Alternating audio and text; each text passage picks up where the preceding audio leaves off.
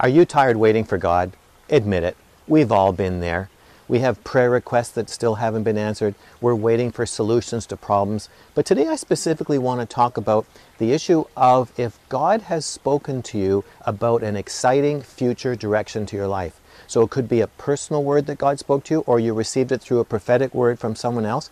But it gets us very excited. And we just assume that it's going to start happening tomorrow.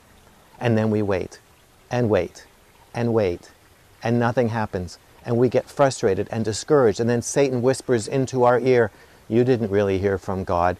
That was just wishful thinking." I know how it feels. I've been there. In last week's blog, I told you that God spoke to me in 2005 about a new direction in my life, and I'm still waiting. So I know what that frustration feels like.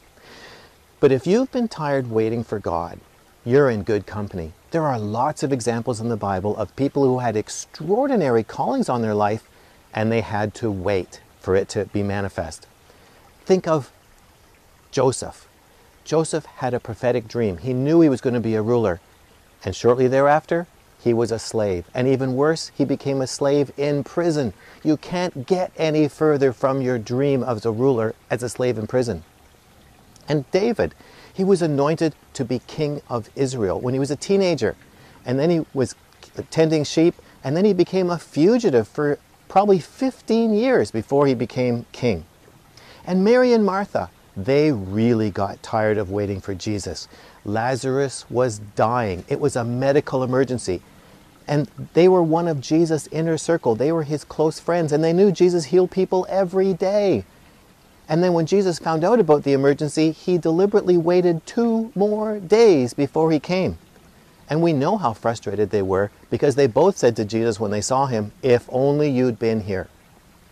But in each of these circumstances, the delay was strategic. God had a bigger plan. You see, Joseph stayed in prison until the exact moment when Pharaoh was desperate for a dream interpretation. David, during those years as a fugitive, he met all the mighty men which would become the foundation of his future army. And Lazarus being raised from the dead was a much greater miracle than if he'd only been healed from his sickness. See, God had a bigger plan, but everyone involved was frustrated with waiting. Now, if you've been a parent, did you grant every one of your child's requests right away? Of course you didn't. And I bet on many occasions you said to your child, "Oh, when you grow up, this would happen. And oh, when you get bigger, this would happen." And the child probably got very excited and said, "Yes, I want to drive the car right now." But you knew that timing was really important, that when the time was right, these things would happen. Well, God treats us exactly the same way. He's the parent, we're the child. He gives us his promises. He gives us inclination, speaks into our spirit about great things coming in the future. But the timing is up to him. We get all excited, then we get frustrated, just like a child. It's a trust issue. Remember, you're the child, he's the parent. Trust him that his timing is perfect. He knows what's best for you. So to live a transformed life, you need to trust God as your perfect parent and rely on his timing. Now I want to hear from you. What things has God revealed to you that were really worth waiting for? Just leave your comments in the box below.